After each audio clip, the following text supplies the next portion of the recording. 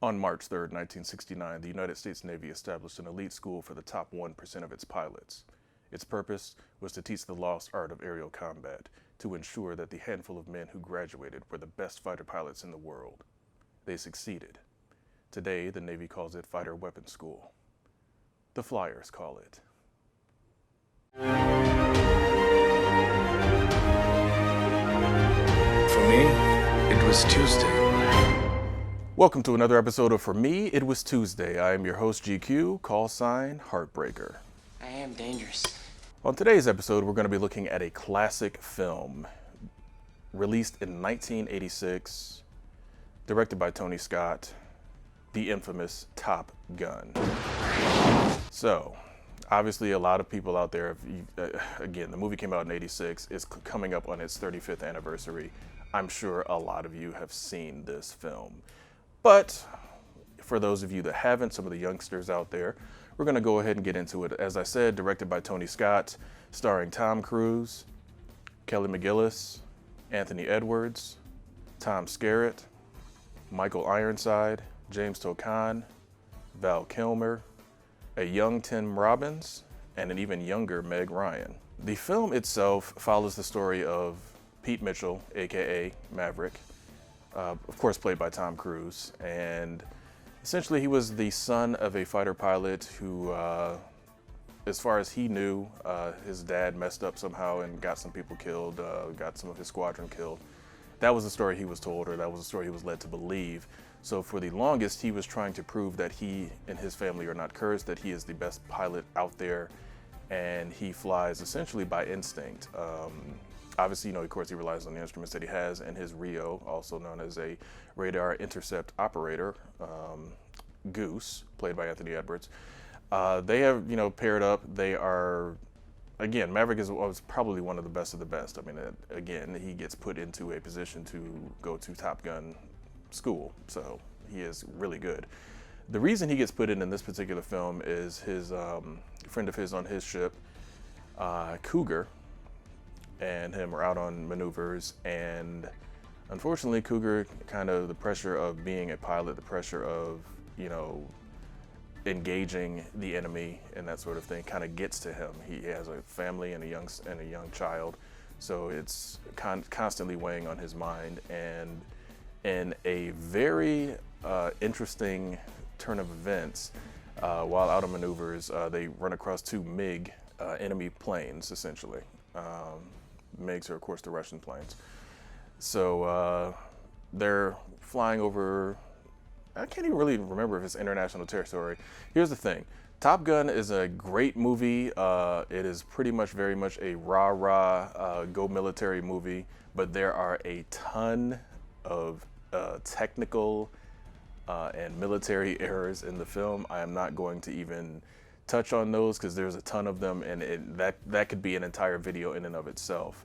But just let it be known that Top Gun is a very fun movie, but yes, there's a ton of technical errors in the film, and I'm just going to leave it at that. And again, with a lot of military films, you run into that.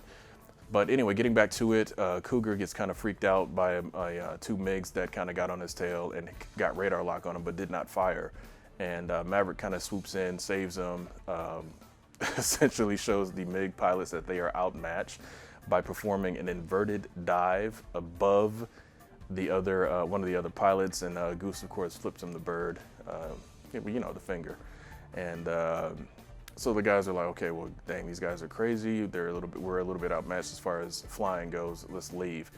It freaks Cougar out though, so he actually is supposed to land his plane back on the aircraft carrier. Maverick returns, is about to land his plane, and hears Cougar over the radio having difficulty and trouble. So he, instead of landing, basically takes back off, even though he's low on fuel, and kind of guides Cougar in. And again, he saves the life of his friend. He, of course, saves the plane, but at the same time, orders are orders. You were supposed to land the plane. But even still, his commanding officer, played by James Toccan, who many of you know as Mr. Strickland from Back to the Future, Maverick and Goose do get chewed out a little bit, but at the same time, since Cougar was the one that was supposed to go to Top Gun, Goose and Maverick are in his slot now, and they are sent off to Top Gun. This is, of course, where we meet Val Kilmer, who plays Iceman. We also meet Tom Skerritt, who plays Viper, who is, of course, the commanding officer and the top pilot, essentially, and an instructor at Top Gun school. And again, I'm not going to get into every little nuance of the film. I'm pretty sure a lot of you have seen the film. The main gist of this particular review is looking at the great work that they've actually done on the 4K transfer here. Back in, I think, 2013, they did an IMAX 3D release of the film. And of course, a lot of you know that Top Gun Maverick was actually supposed to be, their sequel, Top Gun Maverick, was supposed to be released this year. Originally, I think in June of 2020, I think they pushed it back to December of 2020. But, so of course, since they did an IMAX 3D version of it, they have, of course, since remastered the film. And the remaster for 4K looks really good because, again, the film, being as old as it is, of course, was shot on film. So as a lot of you may know, when you transfer something that was shot on film to 4K, you do get some film grain, but your picture quality is amazing. And in this particular film, yes, the film grain actually looks really good in it. It's not like it's overbearing and too messy and almost like essentially gives you like this, not really so much washed out, but kind of almost what feels like a quote unquote dirty picture. The film grain looks very good in this particular film, and the remaster that they did is really, really good. For the ladies out there, the volleyball sequence still looks fine, I guess.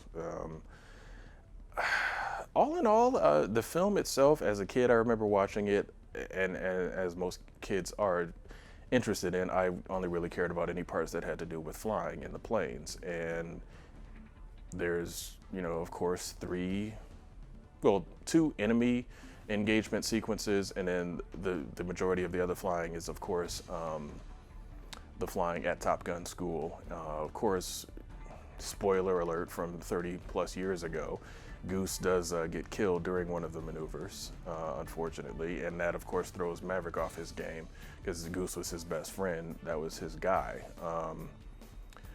It's interesting to look back at the film as an older person, seeing it and seeing how much, basically just how selfish Maverick actually was when you really think about it, because he's the pilot, and yes, Goose is in the back, you know, his Rio, as they call it, is in the back, but when Maverick does something crazy, Goose still gets in trouble for it. So it's like he's doing flybys of the tower after, you know, being told not to. He's and again, he did it at the beginning of the film. It was kind of like, oh, okay, well that's kind of funny, yeah, whatever.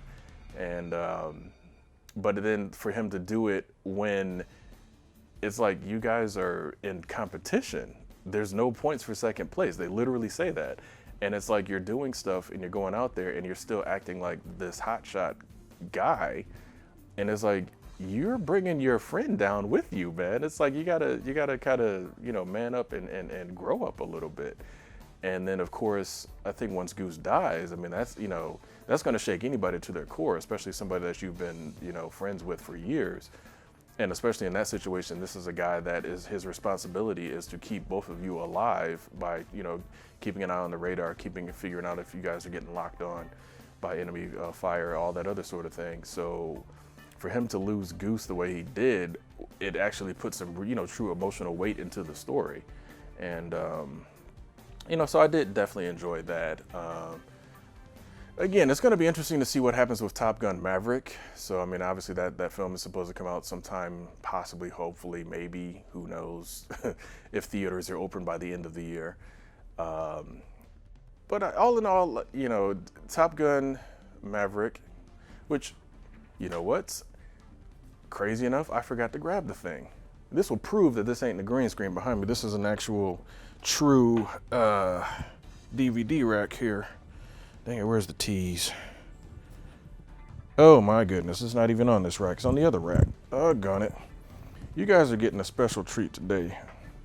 I'm actually gonna walk away and come back and grab Top Gun. Crazy of me. I'll just let it run. If I can get unhooked here.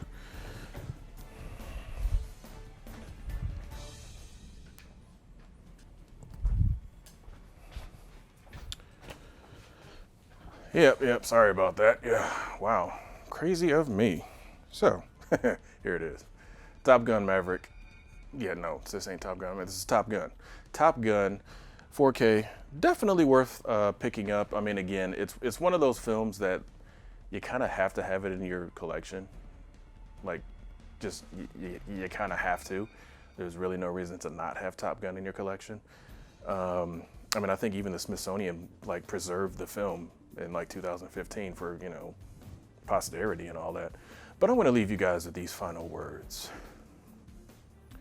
Anybody that grew up in the 80s remembers Top Gun. I'm sure a lot of the young men out there that are watching this video that grew up in the 80s, and you're older now, of course. A lot of you probably had, you know, posters of F-14s and various planes and all that sort of thing. And you guys wanted to join the Navy or the Air Force and fly planes, do something. The movie just got to you like that. Then a year later, the Nintendo game came out, and many of you struggled with landing the plane on the aircraft carrier. You're a little low. You're a little low. Come on, buddy, pull up. Slow glide past 3/4 of a mile. Call the ball. Roger, ball. For 2 little Cougar. Give us power. And all those dreams of becoming a pilot were dashed and basically forgotten because you saw just how ridiculous it was trying to land that damn plane on that aircraft carrier in that game. So for many of you, that was just discouraging. But hey, for me, It was Tuesday. I'll see you guys next time.